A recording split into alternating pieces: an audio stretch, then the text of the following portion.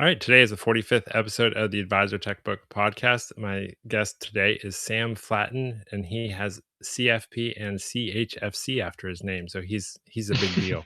Mhm. Welcome, Sam. Yeah, thanks for having me. And interesting first point to make. I might fall in that camp of like CFP, CHFC letters. They're great to have, but I don't think it's a true indication of like how good of an advisor you are. I guess I would say. But maybe we can talk about that at some point during the pod. Yeah, sure. Yeah, I'll make a note to come back to that. So Yeah. I came across you on LinkedIn. I don't remember exactly the first thing I saw, but I did end up seeing a couple of your posts about AUM and how advisors charge fees.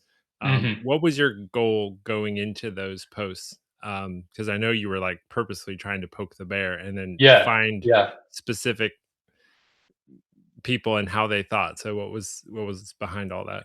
Yeah, I just don't find that you get a ton of engagement on LinkedIn by being neutral or like, you know, being a nice guy. So that's not really my disposition is to cause conflict, but I wanted to test my ideas and see what the temperature was in the room between flat fee and AUM thinking advisors. I'm not anti AUM. That's how I started in the business.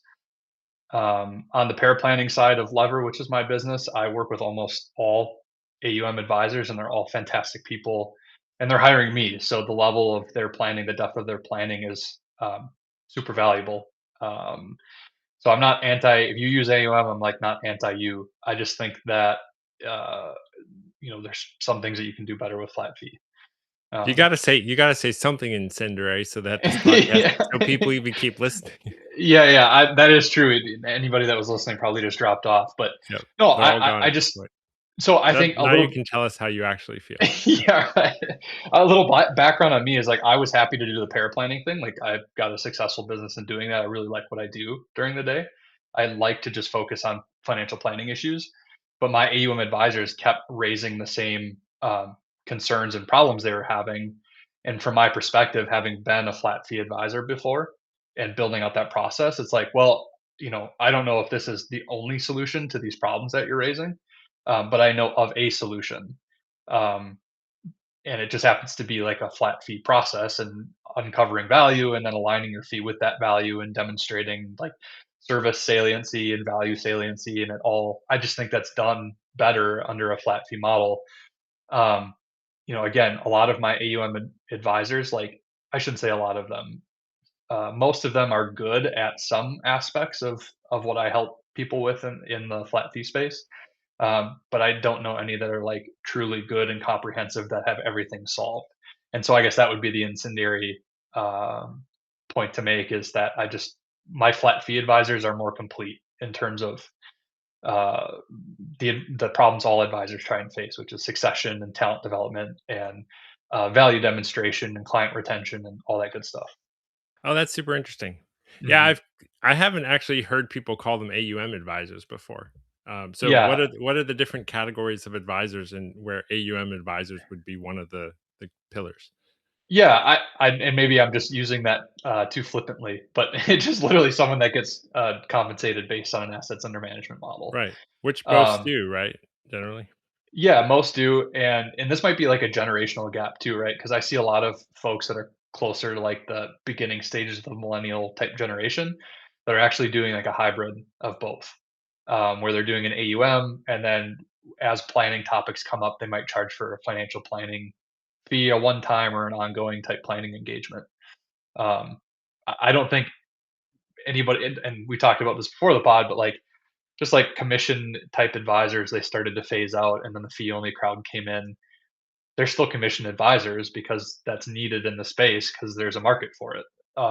So I don't think that necessarily your pricing model determines the type of advisor you are. Just in the terms of this conversation, it's a category, just how they get compensated. Yeah, it is interesting. There's a lot of like advisors that have big LinkedIn followings, and I called one of or I didn't call one of that. I like tagged one of them in one of my posts, and someone Yeah. messaged me, and he's like, "No, he's one of the bad ones. He sells these products." You know, it's just interesting how strong the feelings are between Yeah. and people. It's almost like the assumption if someone's like super active on LinkedIn that they're one of the good advisors, but Sure. that's not. that's not always the case. Mhm. No, Some I people think even say, like, the advisors that are best at selling are not necessarily good advisors. Um, I would probably push back on that, and this might be surprising, but I think the advisors that are best at selling are also the best at actioning their clients to actually do what they're recommending. And so that it's like a dual-edged sword, right? And that's ultimately why I'd argue for, like, team building, and that's part of my process and what I believe in a flat fee is, like, you have to have diverse opinions and skill sets. mhm, And ultimately, at the end of the day, like, it is a business, and you have to have somebody that knows how to sell. And I'd also argue that, that advisor that's, maybe seen as predatory, he's selling to somebody. And I think there's also an undertone of when you call it, someone a bad advisor, a predatory advisor, you're kind of insinuating that the consumer is dumb or unintelligent or can't make informed decisions. And I'm not right. saying there aren't predatory behaviors, but ultimately there's still somebody buying those policies, and I think it's a case by case merit basis. Now you can develop a reputation if it's found that you are being predatory or not treating clients right, but I don't know many people that are still in business that have that label. Yeah. No, it was interesting. I mean, I had Erin Botsford on the podcast recently, and then she went on Mm, Michael Kitz's podcast, and the reaction to her Michael Kitz's episode on like Facebook's VIP community group, and then even on LinkedIn was like super. A lot of advisors were like they really didn't like her sales process, which was the disturbing tracks kind of thing. Um, interesting.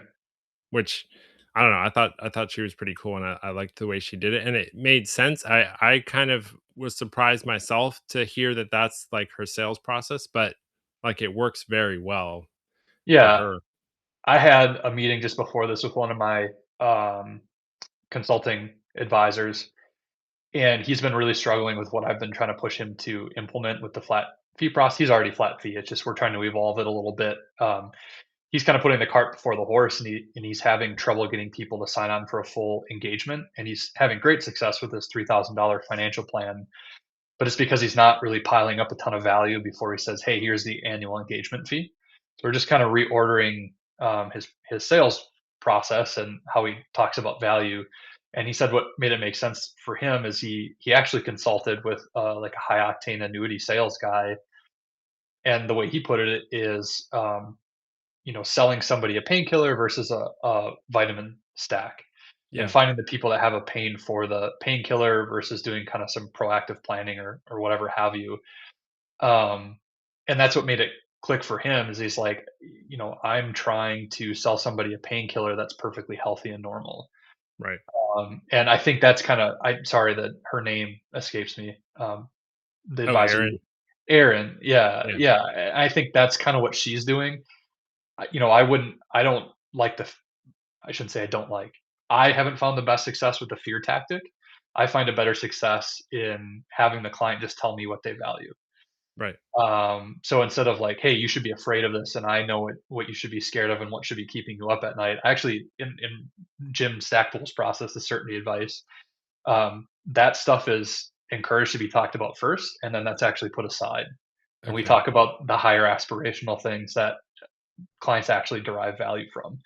Because those burning issues are solved in relatively short order if you're a good advisor. So it's hard to Yeah. stake your ongoing value on some of those things. Alright, well, let's back up a bit and maybe talk about your journey to where you are now. So how'd you get started in the industry, and then how did you work your Yeah, way into what you do now? yeah. So my dad was a financial advisor, as a lot of financial advisors currently. That's kind of their story. But I actually took an interest in it from a pretty early age.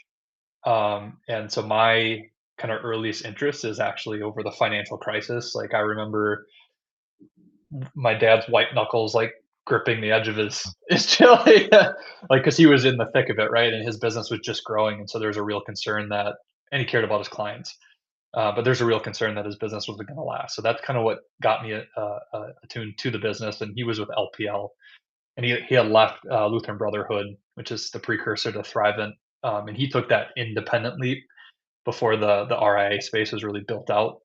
There were people doing it, but it just really wasn't mainstream. And so that idea of independence was always interesting to me. On top of that, he had a name in the community. His clients loved him. And then what he was able to do with philanthropy from the success of the business really interested me. And so I wanted to take over his business, and I kind of structured my college career and internships and early experience in the industry. I did a stint with Northwestern Mutual that I don't have on my work history on LinkedIn. 'Cause like, so when you ask me, or if you ask me, like, what is your experience with the commission side? Like, I've worked in it. Like, I understand the Sure. tactics. That's Yeah. how I learned how to sell. Um, I think they have a great program in terms of teaching people to sell. But anyway, I got into his business. I worked for him for several years. I really started to wear that ownership type hat, learning how the business is actually run, how to make decisions, why to make decisions, and with people management, client facing work. But working with families like really hard. I don't know if you've ever tried to do it or anybody watching has tried to do it, and so that didn't last super long. I've Um, heard that story often where yeah, people get it's into business because their dad's in it, but then they eventually separate yeah, different yeah, ways. and I think it's because, different generations thinking about things in different ways, and that causes friction, and you have somebody that's ready to take the business and a guy that's not ready to move on, and so it's just hard. And then I latched on to a firm out in Boulder, Colorado, where I was introduced really to the RA space and what you're capable of doing with true independence and how much freedom there is in it and creativity that there isn't really on the broker-dealer side, um and that's where I was introduced to Jim Stackpole's Certainty Advice, and so I ran that on my own book of clients. I mean, it was a shared pool of clients. None of the advisors owned their book, but you had your service clients, as an internal advisor. But I slowly moved into an ownership type role there too, in terms of decision making and people management stuff, and I helped 3 other advisors with their book, so a total of probably 160 households we worked on. And so I got a ton of reps with Jim's service process, and I loved it. Um, I For just anyone that's not familiar with Jim Stackpole, can you give us a little bit of his history and Yeah, what he yeah, does? he's an Australian guy, super intelligent, has really well thought out ideas, and he helps. They've got a completely different regulatory landscape over there. Like, for one instance, if you're on an AUM schedule there, you have to opt into your fee every 2 years. You also have to demonstrate that you actually know what your client cares about and values at like a federal government level. Okay. And so there he was kind of signaling the alarm for some of these things all the way back in 97. They didn't get new legislation until like 2012. So he had kind of built this process for this new regulatory landscape far before it ever came. And so he's has 28 years of experience in this type model, and that's why it's so fleshed out and so effective, because he's been running it for almost 3 decades. And so he's got a relatively big name in Australia. I don't know his consulting space to tell you that he's kind of the preeminent voice, but he is big enough there that people are copying his process and selling it as their own. Okay. So that's Jim. He's awesome, very generous individual in this process with helping me kind of bring his ideas to the states. Just a very fantastic individual. What Um, what does that practically look like? What is his process, or how does he expand on those KYC type stuff at a greater level than is expected over here? and explain to me what KYC is. Oh, know your client. Know your That's client. like Okay. Yeah. Yeah. Sorry. the time horizon and the appetite for risk and all those things. Yeah, in all, I should wrap because my background kind of adds context to this, so I'll wrap up the personal. And I know I'm being long-winded with it, but was independent. Started my own RA at the beginning of last year. Okay. I decided that I just did not want to work with clients, and I think what happened is I just got burned out working with clients, and I made the decision probably to give up on the RA too soon. But I started LEVR, and it's outsourced paraplanning, and so I just went headlong into that, met a ton of good advisors. Business picked up pretty quick. But then I saw again all these advisors having similar issues that I had solved or that I had seen this process solve as a flat fee advisor. And so I contacted Jim and I said, "Hey, I love your ideas. Why aren't you in the States? I think there's a great market. Um, would you mind that if I use some of your ideas, or maybe I was a contracted something or other for you and we worked on the states?" And he basically said like, "No, I'm not interested in the states." He's like a pretty very straightforward guy, and he's like, "But I'm happy to show you what I do and how you can help people." Cool. So how he fleshes those ideas out for firms is just a consulting relationship, and so that's what I do as well. I don't stand on it as much of an expert as him. I couldn't possibly. I had 4 years of experience in it. He has 30. Um, but I have a structure to my consulting, but I do the same thing basically that I encourage my advisors to do. I ask them, we take a step back. They have an issue. Let's say I'm having a hard time retaining an advisor or training advisor that matches my expectations for the value I deliver my clients. Okay, that's the burning issue. I think that's relatively easily solved, but I want to back up a step further and hear why. Like, why are you even bringing on help in the first place? Right.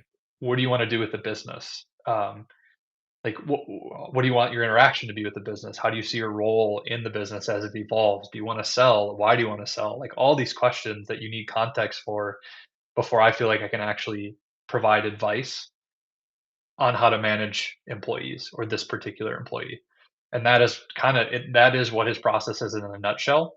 And then marrying a flat fee to what that client is actually seeking to solve. I mean, it's that simple. It's much more complex in practice, but that's the idea. Do advisors know what they want? Um, Yes. they Yes. do Yeah, generally? and that was the heart of creating Lever is that, I've worked for so many advisors in my life, and they go above and beyond for their clients. And I've never seen an advisor supported the way they support their clients. At the end of the day, you can have great employees and great culture, but, like, it's just like every other business owner. Your employees go home and you're the one stuck with a bag. Like, you're the one shovel like, you start in the industry shoveling crap and it doesn't ever change. Like, if you start Right. your own business, it still sucks. And I just never saw someone that could be a thought partner and care about a business for an advisor in the pair planning seat. So that's kind of what I carve my, um, niche out as, or my what makes me different is like I've been in the ownership seat and the decision making seat, and so that's the kind of partnership I bring to my pair planning.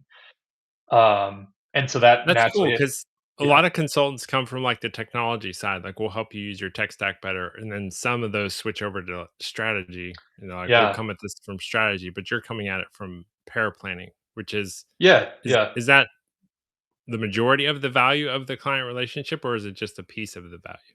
Yeah, so I have, like, 2 very distinct parts of my business. I never saw myself doing this consulting piece, but Okay. the advisors that I cared about, that I was working with in paraplanning, had issues that I couldn't solve with the planning, if that Sure. makes sense. So, Yeah. it's like, "No, this is like a structural thing, this is a," and so that's how I'm naturally, more of an implementer and, I just like process.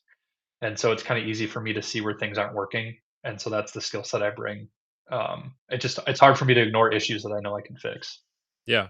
So what are some of those, like, 3 or 4 most common issues and how you go about fixing Yeah, them? yeah, so, and sorry to keep running over you, but it is, um, clients not understanding value, like, and how that manifests itself is, um, really it's like client engagement. 'Cause whenever I've been part of a firm that loses a client, it's not like "Oh, you had this huge mess up, I'm leaving." It's just that the client over time feels less and less and less value and less connected to the advisor, and then they hear maybe their friend is working with an advisor that's doing something else, and then they usually just see themselves out. So it's really that's one of them is like client retention, I guess, or clients not understanding value. Second biggest issue is finding and developing talent and how to look for that, and how to build confidence in that advisor to eventually be autonomous. For my flat fee advisors that are already flat fee, it's like actually having a structure for pricing clients and not just like a gut feeling of this is what I think they should be paying. Or I think at worst, you literally have one flat fee that everybody pays. I think that leads to a big mismatch. And then actually, it's capacity. And so I find a lot of AUM advisors become like a buffet because their service calendar or what clients get for their AUM fee isn't clearly defined. Sure. So the person I use this example on LinkedIn, but the person with 800,000 under management and the person with 2 million under management, they might require wildly different amounts of your time. Um, and if that's not defined, people just come and take whatever they want whenever they want. Right. And so I'm not saying you can't have that defined and have good boundaries as an AUM advisors. I know AUM advisors that do, But if you get ahead of that and dedicate yourself to annually, this is what we're doing during the year and this is the price, I just find more success with that. Always setting expectations with a client, I think, is super important, and I just don't know that AUM advisors have that opportunity all the time. Yeah, there's like the common phrase, like the $500 a year client takes so much more time than the $50,000 a year client. Right, right, right, and Um, it's, I think one point that I'd wanna make is, and this was the objections that came in my comments, it was hugely valuable, is like, as an AUM advisor, I don't wanna be presenting a $12,000 fee every year, and I don't really see that as a have to, more as like a get to, because that's another opportunity for you to reiterate your value to the client, and again, establish, "Here's what we're doing during the year." To me, it's an opportunity, it's not a have to. Um, but I might be weird that way. no, yeah, that's interesting. So it's diving deeper into that specifically, the value. How do you help advisors show the value? Is it just a really clear like here's exactly what we do for you throughout the year? Yeah, yeah, it's less about that, uh, and it's more about, again, that aspirational type conversation. Client, Okay, what do you value? And it's a step further beyond, "Well, I wanna pay for my kid's education." Okay, why? Like, what is ultimately, what's the significance of that? And right. that's where the value demonstration starts, is just reiterating. Like, you hear that in one meeting, the next meeting, you reiterate, "This is what we heard." And I'm not saying that's all the value in the relationship, but that's kinda what the client values. Just the fact that, "Hey, this person genuinely cares, and they're actually demonstrating to me that they listen." It's like any other relationship. Like, with my wife, like, if I don't listen to her and I don't demonstrate that I'm listening to her, that tends to compound, that's an issue. So Yeah, it's, the relationship is no different, but then what you can do is kinda back into the first thing we hear as financial advisors when that person says, "I wanna fund my kid's education," we go right to funding options, funding amounts, timeline.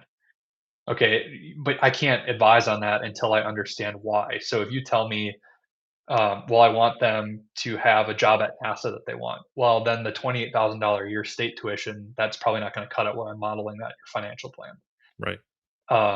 And so that you get specificity, and that's when you can start marrying some of those services that you're providing to the value they're seeking.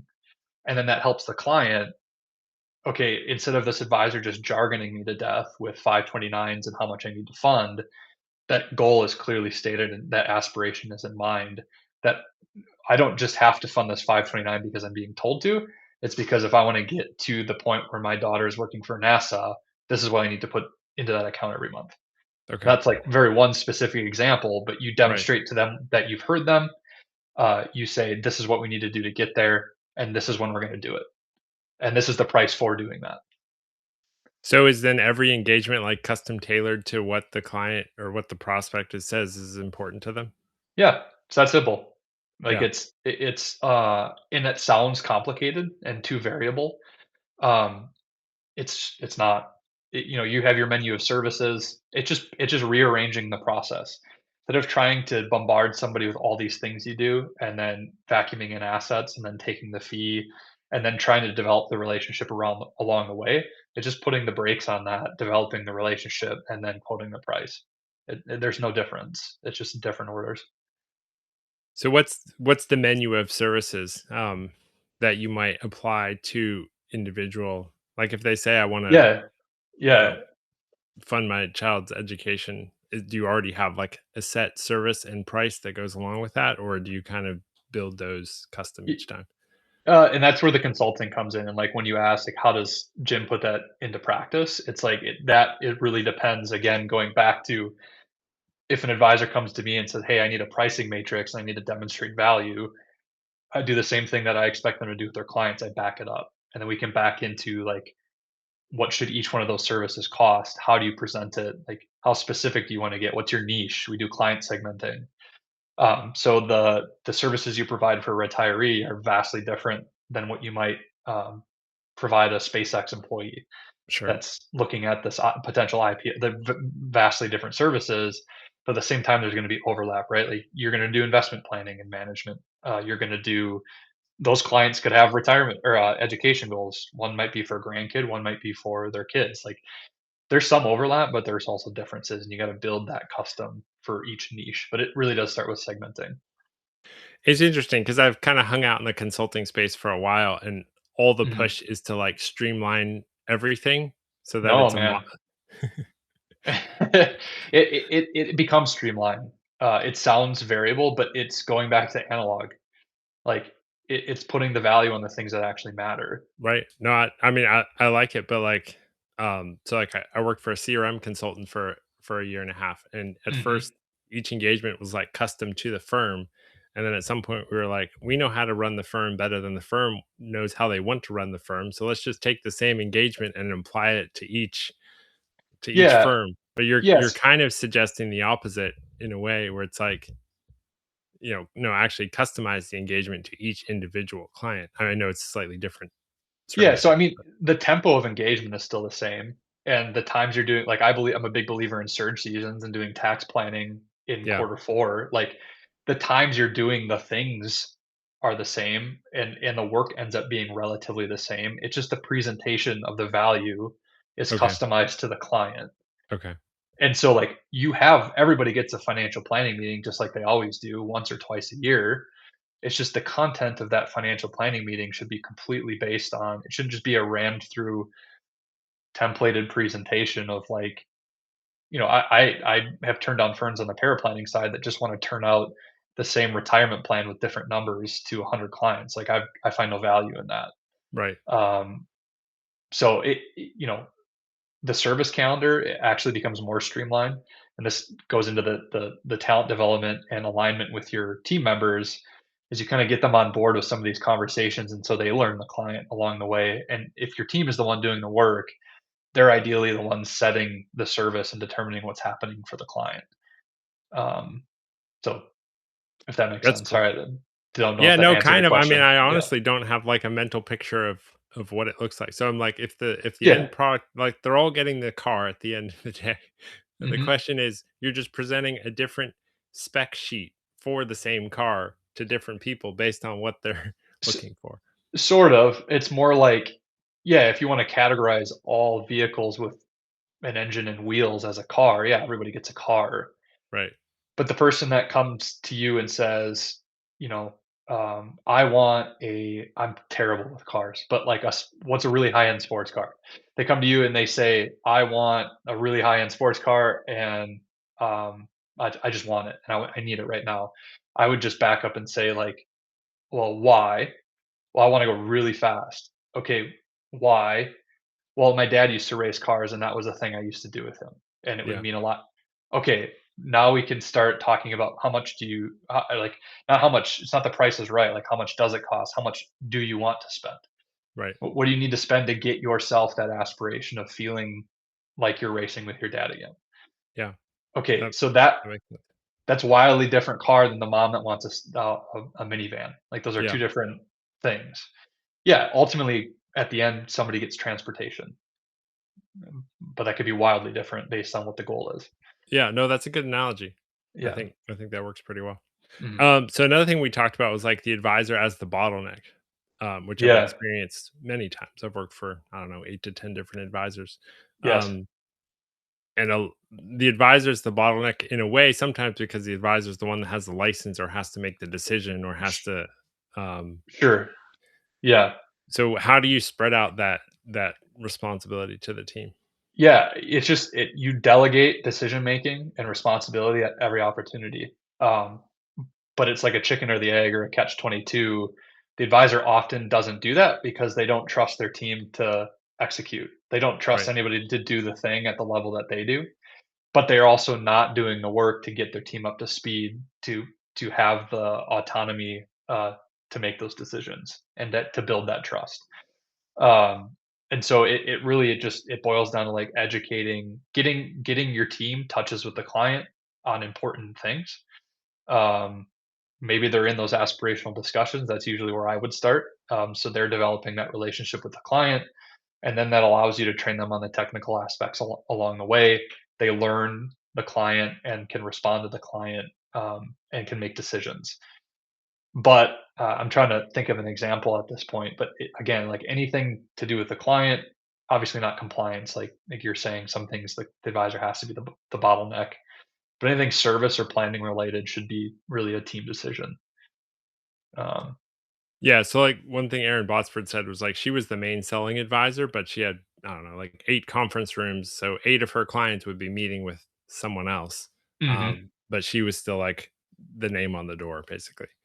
right. Um, is that Yeah, is that kind of what you're recommending, or are you potentially even moving the sales component off of the main advisor? the sales component too. Yeah, Like that's the concern is like I lose my relationships as the lead advisor if I let other people do the selling. But like I would actually argue that frees up more time to develop relationships with prospects and the people you already have because you can just focus on the relationship versus the sale.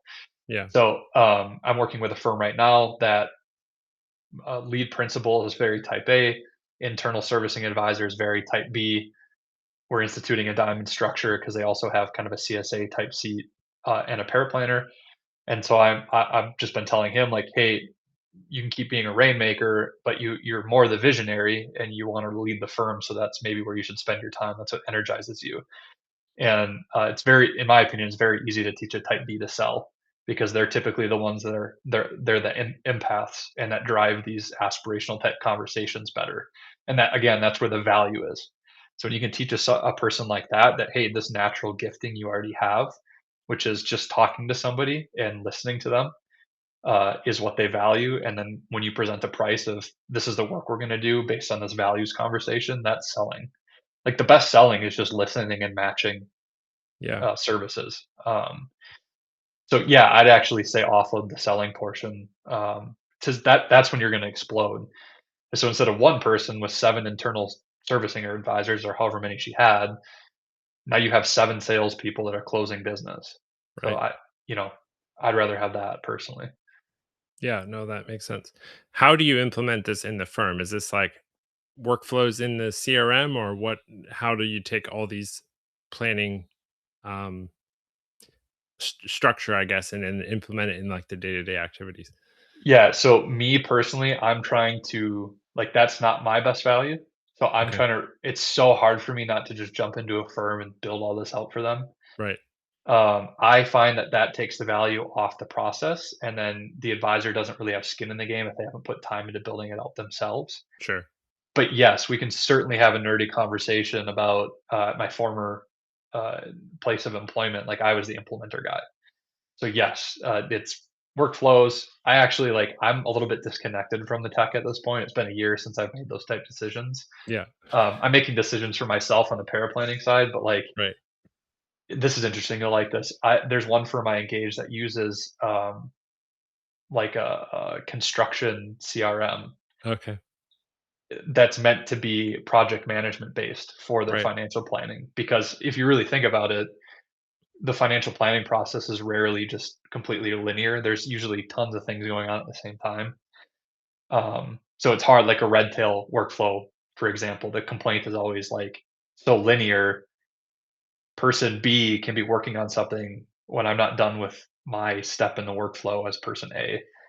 Um, so yeah, I kind of went off no, no, track there, but like, that's what I was interested in. As far as like building plans, you still using like the main three, eMoney, Money Guide Pro, and Right Capital, or are you yeah, starting to move away from those? no, those are the big 3 because that's what advisors use. Yeah, It's mostly e-money, um, which again, it's hard for me to take my implementer hat off and improver hat off when I'm in the pair planning seat. So I'd say a solid quarter of my time is actually spent improving financial planning workflows. Um, I obviously don't jump into that and say like, "Hey, advisor, your process sucks. You need to change it." But like, I give little suggestions along the way because ultimately I'm the one building the plans. Um, so yeah, it's mostly e-money, right capital, and then personally, uh, my tech stack is like really lean internally. I believe in simplicity, so I run the Google Workspace just because I've got a ton of reps in it. I'm not a huge Microsoft guy.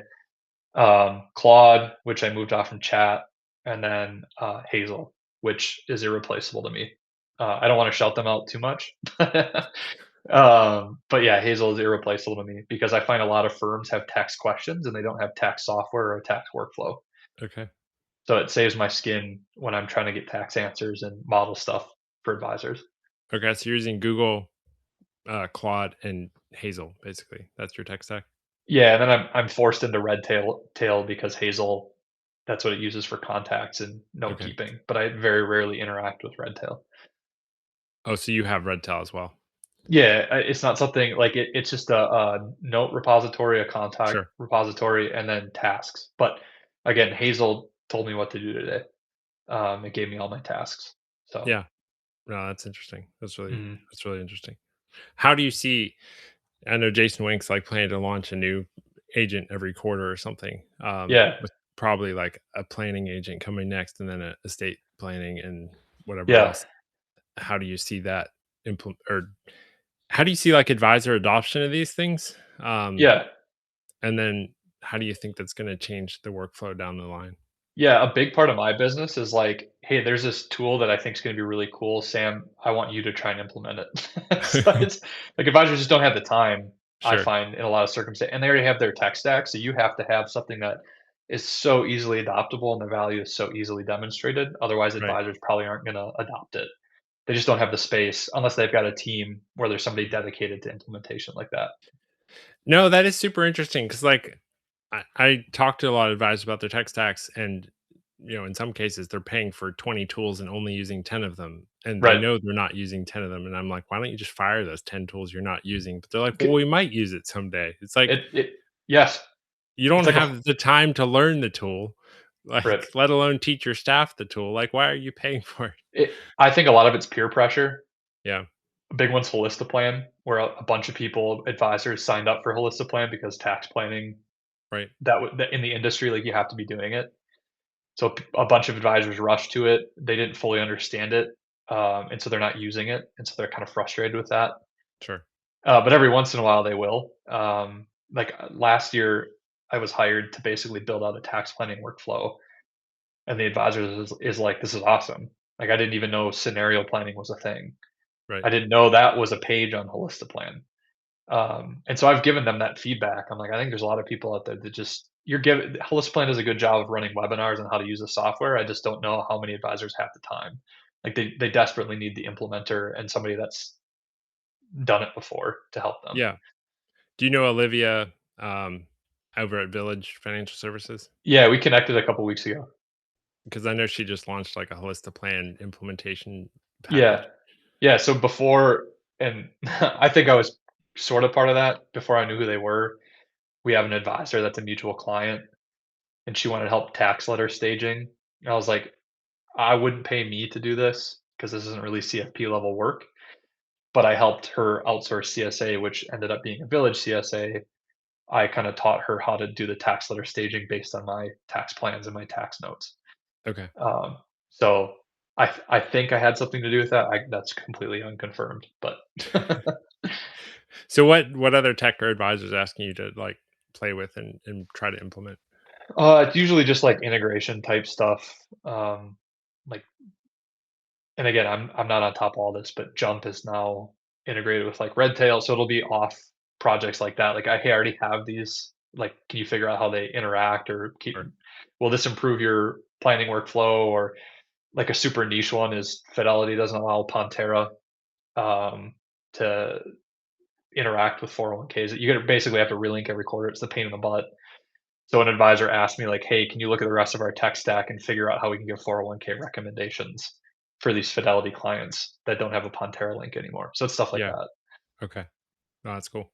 Um, Um, what do you think about, a lot of people have talked about the talent shortage in the industry. So like we're short 100,000 advisors. And then I had yeah, James Canoli on the podcast and he's like, there's zero talent shortage.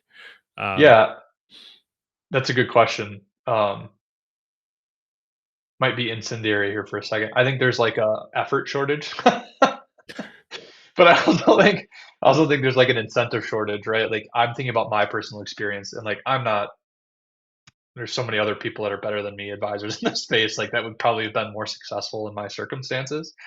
But like I think about being in my dad's practice and then my last full W2 employment type role, and in both instances, it ended in a buyout offer or a pending buyout offer, discussion of a buyout offer that was so far above anything that I could match. based on what I was being paid and for the duration, and even Sure. if I was getting paid 7 figures, I couldn't match these offers. Right. And so your, like, talent, I just don't know is in wants to be in the seat of, a successive advisor because you put in all this work, all this effort, and outside of PE being involved in offering these multiples, you have advisors that, like, it's a lifestyle practice, and a lot of them can work into their 70s. So if lead advisor, you're 70 and I'm gonna be 30 something, maybe 40, like, I should be building wealth at that point. It's easier for me just to go start my own practice, especially with, like, the altruists of the world where the barrier to entry to start your own practice is nothing, and you have access to the internet, and so much easier to prospect and all that good stuff. Yeah. Um, but I do also think that, my generation in particular, you have some of, like, the hardest workers and some of the maybe more lifestyle workers, we'll call them, where they're not even interested in ownership. They just, want a lifestyle type engagement, and they wanna go home at the end of the day. Yeah. So, So there's a lack of effort on the side of the older advisors, or there's a lack of effort on the side of the younger the advisors? younger advisors, yeah, Okay. I think they look at the hurdles of, "Hey, I can put all this work in, and then it might just disappear, and I might not even get to step into that ownership role that I really Right. want." And I think that's married with, like, again, I don't know, that Gen Z and, this Gen A is, like, I think it's pretty interesting that it seems like there's brilliant ideas coming out of these generations, but I think in some aspects, like, we want the shortest and quickest and most instant gratification, and I just don't know if, um but at the same time, I know a ton of my friends here locally that are stepping into their dad's businesses because they had more endurance than me, so I'd probably be in that boat of, like, I'm not a very hard worker in terms of that situation. Sure. I've come a long way in the last 8, 9 years, but at the time, like, I didn't wanna sit around and wait, so. Yeah. No, that's interesting. What, as far as like the industry as a whole, 90% of RAs are barely growing organically. Mhm. Do you think we're in for like a major disruption around, I mean, I guess across all of it, talent, AI, organic growth, even fee structure and outcomes? Yeah, I think there's, like, it's a good evolution, it's opportunity, and that's what I've been arguing for kinda in my LinkedIn post that I'm surprised that people got so upset with, is, like, I just think there's another evolution where the client is going to want to talk about the things they want to talk about, and you've gotta find a way to show them how you're valuable to them and the issues they're trying to solve, and that's comes down to the relationship. It's like we're reverting back to analog and how things used to be done. Um, really is where I see it going because the things that AI is solving are the things that really at the end of the day aren't all that valuable. Like a financial Right. plan, I'm sorry, is not that valuable. Like Yeah. an actual physical financial plan on Right Capital or eMoney or whatever, it's only as valuable as the recommendation being made in the relationship and how you can get your client to act. It's just a tool. So if that gets replaced, fine. And if you think you're going to get replaced in the process, then like don't be a tool. Like develop your skill set. Um, so I don't know. I think that Yeah. answered the No. So, question. like, yeah, if AUM is basically, I mean, the perceived value is against managing the investments because that's what Yeah, right, you're charging against. right, All the other planning stuff has been thrown into the AUM fee as a way to like make it defensible. right. Um, but at some point, you think that consumers will just kind of wise up to that and be like, "We don't need you to manage our investments. We need this and this and this." Yeah, and again, that's like where I was trying to create controversy for conversation's sake, but I think there's plenty of advisors out there that provide that level of value on the investment side, and that's Sure. fine, but then stand on that Right. and make sure that value is clearly articulated. I think consumers are already wise. I just think that some of the flat fee has been around for a long time.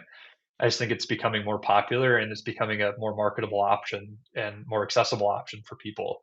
And so the consumer at large is hyper intelligent. It's what drives our economy. Um, I just think you're going to see a gravitation towards advisors that know how to make that value more about what the client wants to talk about. Yeah, that So, makes sense. mm. What about moving down market? Pretty much everybody says like move up market and get better at the more complicated stuff, and that's how you'll make more money. How do you think advisors can move down market? um, I, Because even I with flat fees, like 250 a Yeah, month up to 500, 1,000 a month, like, that's pretty pricey for most average yeah. Americans. I don't think it's a race to the bottom, and that's the other thing that came across in my comment section is that it was the immediate assumption that if I'm a flat fee guy, I'm advocating for lower fees. It just depends on what value the client is seeking.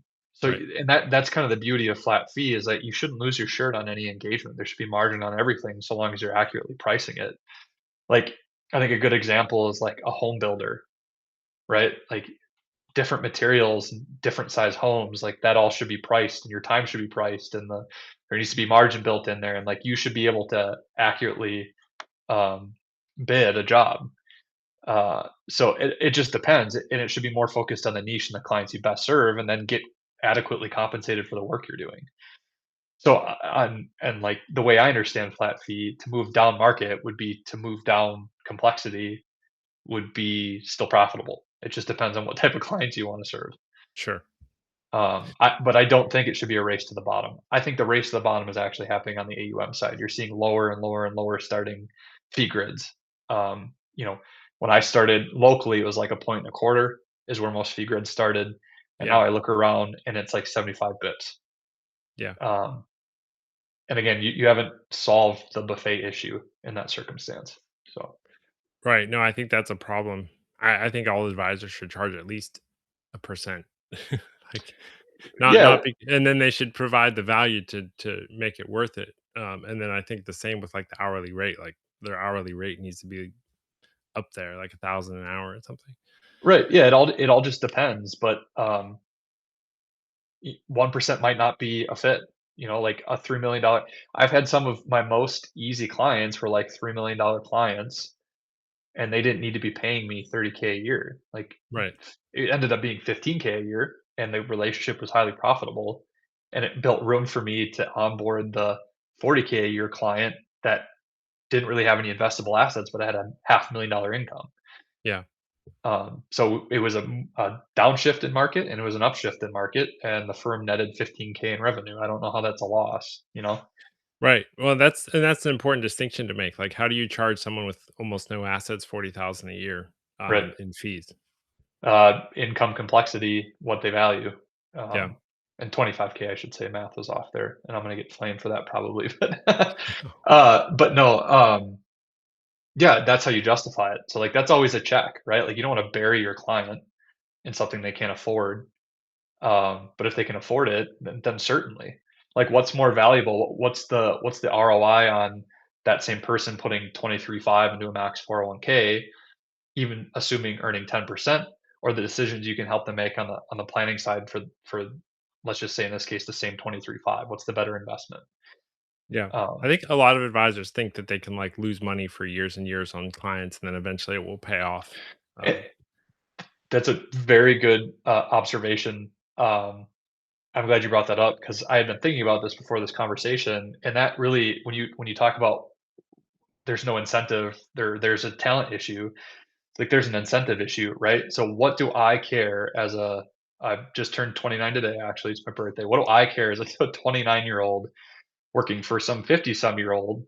I'm doing the same work for someone who has, say, half a million, but their potential 5, 6 years down the road is to be a $10 million client. I'm not getting paid any extra. It's a load of work. My compensation doesn't change, but I'm building an annuity for the owner. What right, incentive do I have to bust my tail for that just to buy it later? What's the right. point? Yeah. Yeah, and so that's the other piece sometimes I help with consulting is like us aligning that flat fee with like bonus models and um, maybe like a profit share model, stuff like that, so they can see the direct complexity, higher fee affects my compensation. Yeah, are flat fee models less scalable? Like, because it seems like AUM models have more profit margin. Is that not necessarily the Ye case? Yeah, no, it is the case right now, and that's kinda what I'm arguing for is I didn't realize that that was the deal, is like if you're flat fee or lower fee, margins are worse. I didn't realize that. So, yeah, I think that's an accurate characterization of what the market is currently. I don't think that has to be, though. Right, okay. Um, yeah, I think if you look on the AUM side, you're losing on some, winning on most. I would just argue for winning on all. Like, that's the free market. I just don't get why that's such a, you know, a foreign concept. No, there's a line where, like, there's your big clients and there's your little clients, and at some point, your big clients are subsidizing your little clients below the line. Yeah, absolutely. I think that's very common in AUM. But and again, I don't think those clients are being harmed. I just think there's a better way to do it. Like that for me, that's an advisor advocate position. That's less of a client advocate. Like I would want Right. the advisor to be making money on every relationship. So you wanna even it out. This is starting to sound like the flat tax kind of argument. Yeah, sort of. Yeah, that's probably well, no, because the flat tax, that's actually an AUM argument. Sort of. Or what explain to me flat tax. You just mean Oh, yeah, I guess, like, if it's 15% across the board, that's an AUM argument. that's an AUM argument. Yeah. But we're arguing for complicated tax. Basically, yes. Yeah. Or Match or the tax to the crime, basically. yeah, but in that case, right, like, it makes sense. Actually, no, I'm not gonna get into that because then I have to divulge beliefs. Those are tax conversations can get, unfortunately, Sure. political. Yeah. Let's not do that. Yeah, Um, yeah, what let's talk a little bit more about AI. What are you I liked yeah, what you said that I see AI as, like, if AI can do something, it's not worth very much. To the point where if AI yes. can do it, should you be doing it at all? Like, I think Ye that becomes, like, if mm, AI is sending a I don't know if I follow-up go there. email. I don't I don't know if I go there. Sorry to interrupt you. Could finish your No, example. no. I and that's an extreme version of it, but, like, if AI can send the follow-up email without you even checking it, like, how much value is in the follow-up email? I Um, gotcha. Yeah, that's a good point. I was thinking more like so, Hazel, the tax planning mode, yeah, like, I tax planning is valuable, but building the report is only as valuable as if you can get your client to trust your advice and demonstrate your value, that's the value of that report. And in many cases, I think it is requisite to generate a tax planning report. And so if Hazel can do that in 15 minutes versus my 3 hours in Holistic Plan, I think that's valuable. But yeah, like if it's answering emails that you don't ever look at, I don't know, maybe that's just filling a cultural expectation of replying to emails. Um, I no, don't that's know. super interesting. So, yeah, I used to say, like, if there's 100 basis points, like, there's 25 for the investment management and 15 for the financial plan and 15 for the estate plan and 15 for the tax plan, but, like, AI is making all that, like, 1 basis point, and then it's just you're basically saying they're just filling it up with trust. Um, Yeah, pretty you're much. you're kinda earning because they can get numbers from ChatGPT for free. So, like, why should they trust your numbers versus what ChatGPT is giving them? And that's exactly right. Like it's compressing the thing that isn't valuable and allowing room for the thing that is valuable to shine. Yeah. So I think the relationship, the empty space has always been worth the 99 bips, and it allows you to focus on that. Like that's where it's going to create efficiency Yeah. and scalability. Like that's always been the value. It's just all these other things take time. And they've been gate kept by technology historically, but you're exactly right. Some of these different AI tools are now accessible. And so you have to make your value your relationship. That's kind of what I'm arguing for. No, that is cool. I mean, most advisors I work for, that is what most clients say. Like, Right. I'm hiring you to do this. Like, I don't really care what you invested in. Just Do it. do what do. Yeah. Yeah. Yes. So it's not the value is not in picking the investments. The value is in the trust that they believe that you will pick the right investments. And again, to evolve like the conversation with clients, why is the value in the relationship? Well, because that's the person that's going to keep you invested or keep you stuck to your strategy that you've committed yourself to. Right. Like there's an evolution that's the trust is has utility. It's not just the trust. You're going to listen to that person. Yeah. No, that is interesting. That's what I found using like the use origin AI financial advisor. Like it'll send you like weekly Mhm. reports about your spending and you spent this much more on groceries this week. But like I really don't care what an AI agent is Yeah, telling me about yeah, my grocery spending. But like yeah. if my wife comes and is like, "Hey, you're spending too much on such and such," like that means something. That's a Um, really good analogy, and I think that reinforces your point about, like, if something's being done by AI and you don't even know it's happening, is it really all that valuable? Like, imagine if an advisor is calling you and telling you you spent 20 extra bucks on groceries this week. You'd be like, "Dude, don't call me. Like, leave me alone." yeah. No, yeah, that's a good point. That's interesting. Cool. Well, if someone's interested in reading your incendiary posts or uh, so engaging in your consulting or pair planning, where can they go? It's just leverplanning.com, and lever is spelled LEVR. Um, so pretty simple. Website's under construction. You won't find anything about consulting on there, but just reach out. I'm trying to just build a very passionate cohort of people that I can kind of start a seed, and then maybe we'll see a ripple effect throughout the industry. But I thought the target was AUM advisors. I think the target is actually altering what flat fee means. Interesting. That's cool. Mhm. You're starting a movement Yeah, maybe. with We'll a see. lever. Yeah, right. Well, that I mean, that was the, and AI came up with my branding and my name and my logo and everything. So, Oh, nice. but that was the idea, is like, it's all about leverage, on the planning Cool. piece, and then now in the pricing piece. Sounds good. All right. Well, Cool, man. thanks for coming on the podcast. I'll chat Yeah, with you thanks for soon. having me. All Yeah. right. Bye bye.